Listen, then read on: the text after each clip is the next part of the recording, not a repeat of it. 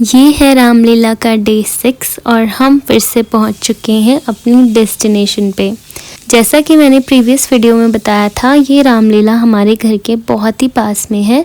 सो यहाँ तक हम तो वॉक करते हुए ही पहुँच गए, पर आप चाहें तो आप मेट्रो से भी आ सकते हैं। एंड नियरेस्ट मेट्रो स्टेशन है वेस्ट विनोद नगर मंडावली। तो मेट्रो से उतर के आपको हार्डली 20 स्टेप्स चलने होंगे एंड आप डेस्टिनेशन पे पहुंच जाएंगे। आज वर्किंग डे था इसलिए शायद यहाँ ज़्यादा रश नहीं है। एंड हम तो वैसे भी 10:30 के अराउंड यहाँ आए थे, तो शायद इसलिए भी थोड़ा रश कम है आज। अदरवाइज़ इस टाइम यहाँ बहुत ही ज़्यादा भीड़ होती है।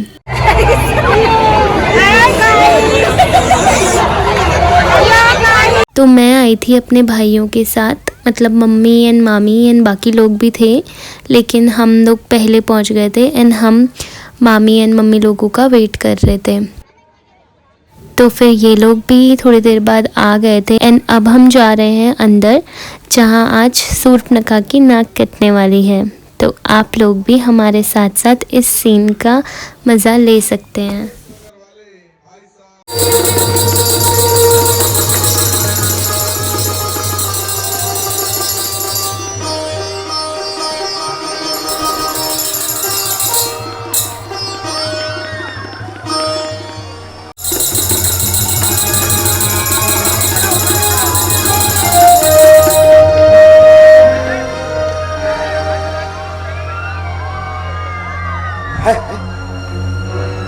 यह क्या?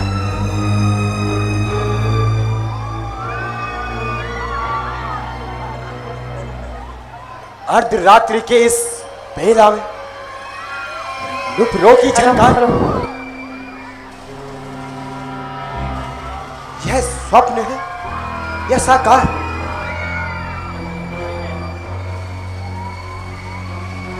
कुछ समझ नहीं आ रहा।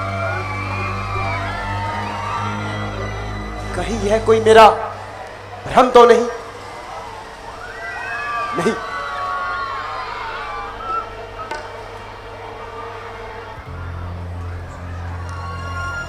नुपुरों की झनकार तो कामनी अलंकार की शोभा होती, तो फिर यह क्या जो मेरे मन को दुविधा में डाल रही है?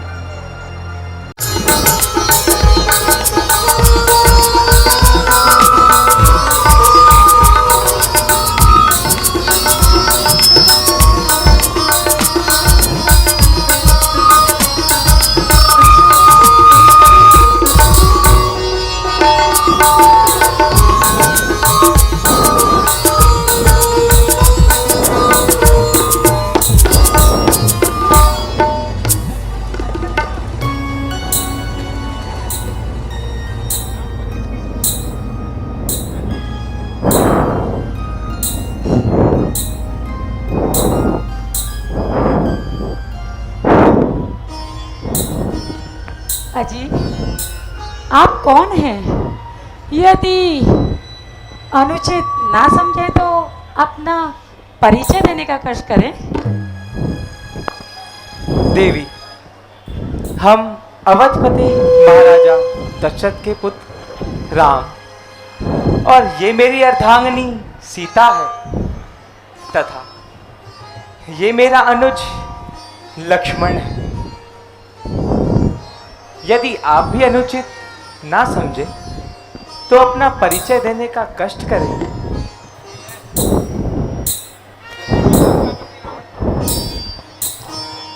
अजी, मैं महाराजा लंकापति रावण की बहन हूँ और मेरा नाम शूर्पणखा है। सुंदरता तो आप मेरी देख ही रहे होंगे। तीनों लोगों में अकेली हूँ। यद्यपि अनेकों राजकुमारों की मुझ पर नजर पड़ी, किंतु मैंने किसी को अपने योग्य न समझा।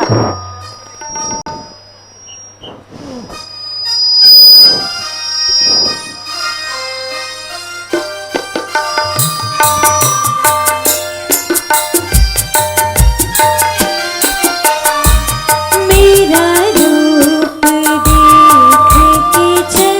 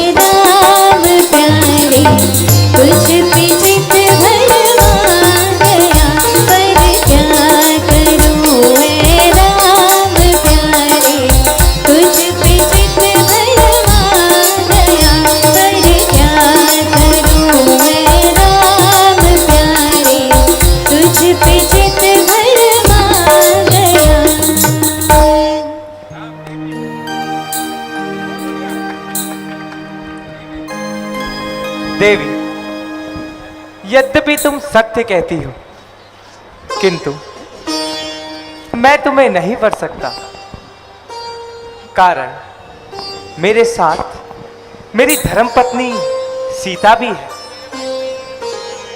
तुम मेरे भाई अनुज के पास जाओ, वह तुम्हें अवश्य ही वर लेगा।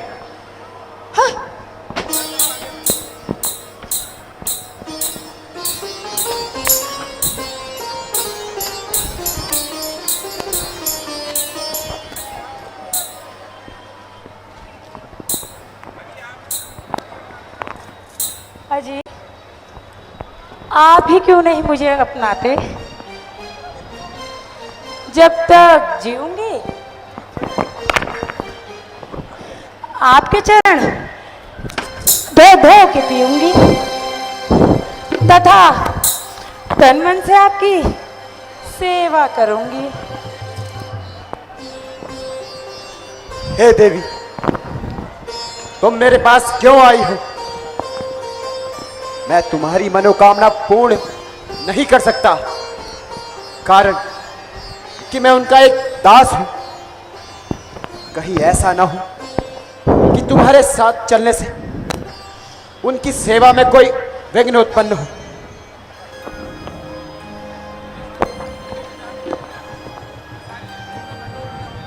यदि मेरे साथ तुमने विवाह कर भी लिया तो सारी उम्र रोती ही रहोगी। इस हेतु तो उन्हीं के पास जाओ, वह तो राजा है, उन्हें कोई कुछ नहीं कह सकता।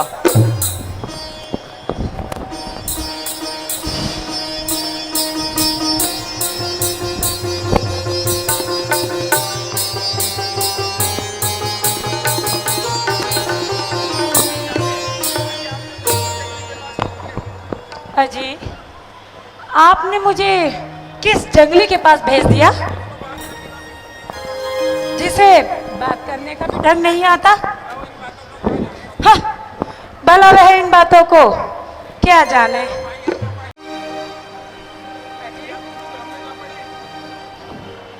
अजी, आप किसी भ्रम में ना पड़े।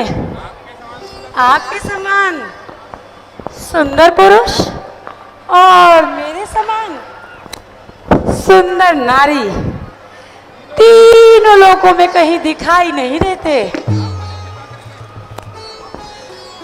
आप कृपा करके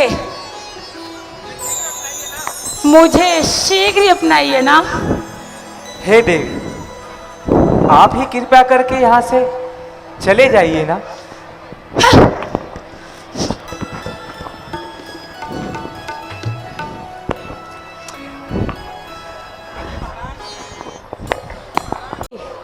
महाराज,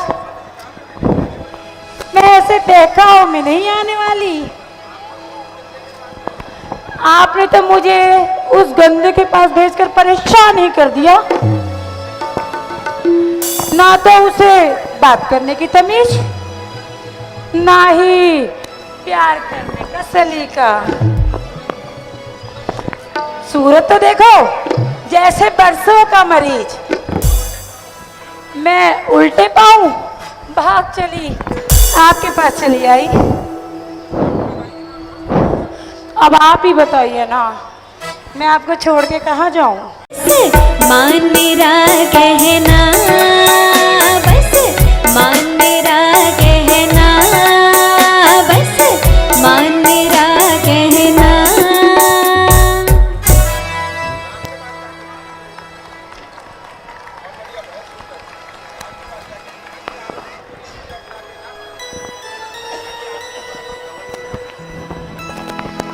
हेलो हेलो। अजी, आप भी मुझे क्यों नहीं अपनाते?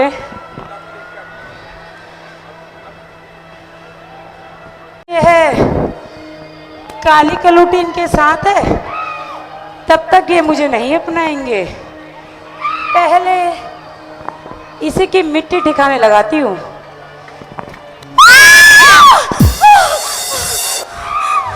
अरे भला मैंने तेरा क्या बिगाड़ा है जो तू अब मेरे गले पड़ रही है?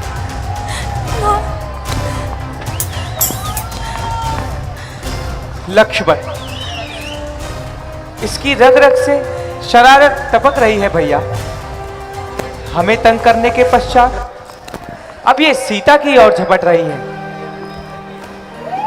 जब तक ये दंड नहीं पाएगी ये यहां से नहीं जाएगी। इस हेतु भैया तुम इसे भली प्रकार से अपना लो। जो आज्ञा भ्राता जी।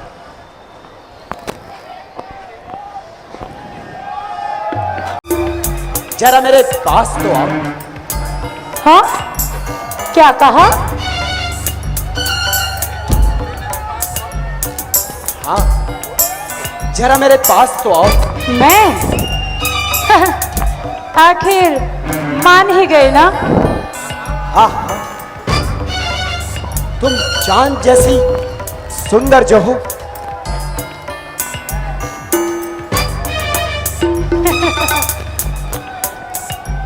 पास आओ। लो, आ गई। थोड़ा सा और करीब आओ। और समीप। लो, आ गई। थोड़ा सा आखिर मान ही गया। और करीब आओ। हाँ, क्या कहा? थोड़ा और समीप, थोड़ा और समीप। आखिर मान ही गए।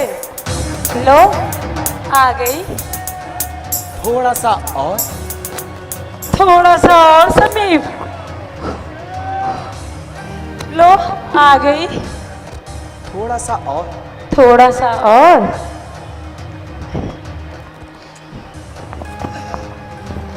लो, आ गई। वह देखो उस वृक्ष की डाल। कहाँ?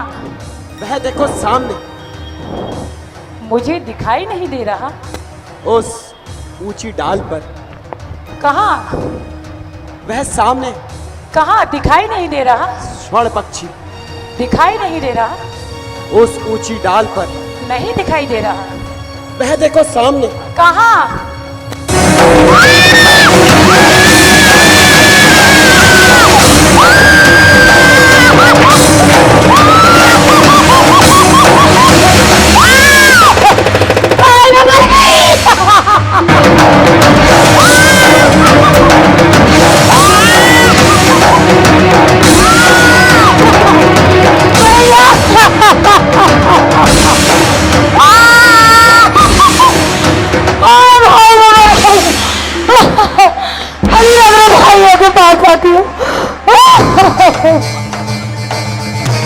अरे तुम सबकी मिट्टी दिखाने लगाती हूँ।